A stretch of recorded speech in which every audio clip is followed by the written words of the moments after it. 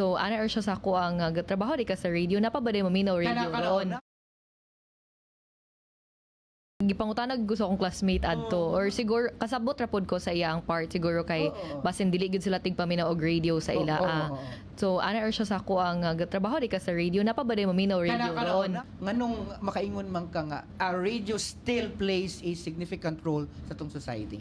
Of course sir dako kay siyang tabang no especially ang mga area bitaw nga kanang lagyo na gid bitaw mas ma-reach pa gyud nato samot na nga kanang bitaw for example sa mga news. Syempre mas makabalo ang mga lagyo nga mga area because of radio just like atong pandemic nga time 'di ba naa ganitoy kanibita ang education na nasa radio kay para gusto gud nila nga ma-reach tong mga lugar nga of course dili na matuan gayud sa mga teacher nga kanabitang lagyo na gid kaayo sa syudad so dako kaayo og role ang radio sa ato ang panahon especially pud karong panahon na.